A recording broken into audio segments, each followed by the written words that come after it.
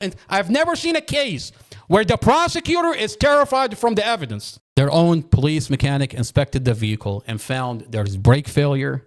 They're terrified that Mustafa is going to have an independent expert to inspect and reconstruct this vehicle.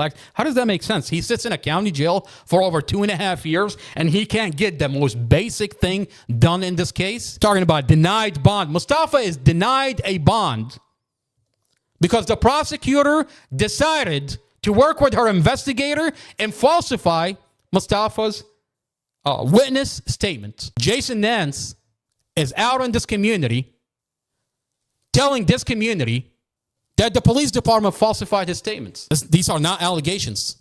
You don't have to take my word for it. Jason Nance is on the internet and he's telling you, I never said that Mustafa crashed a vehicle and gave me a brain injury.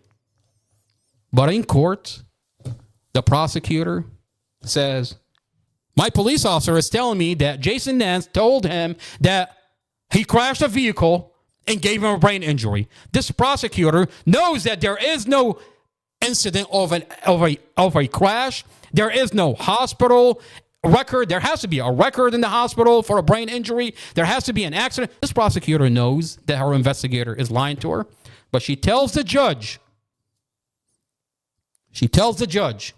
that Mustafa gave Jason Nance a brain injury. And the judge is so horrified that he said, I'm basing my decision that Mustafa does not get a bond because what the prosecutor is proffering about Jason Nance. You say that he gave him a brain injury. There's no way that you're lying to me, so I'm basing my decision that Mustafa doesn't get a bond. And 2.5 years later, Mustafa is denied bond. A police officer that's falsifying the witness statements, a prosecutor that lies about Mustafa, and Mustafa gets denied a bond. And 2.5 years later, Mustafa is even denied a trial. This prosecutor is so terrified that she refuses to put Mustafa's evidence on the record and is terrified to take Mustafa to trial. I mean, if you're so comfortable with Mustafa doing this on purpose, take him to trial already. Let him put his evidence on the record and take him to trial. And I've never seen a case where the prosecutor is terrified from the evidence. And not just Mustafa's file.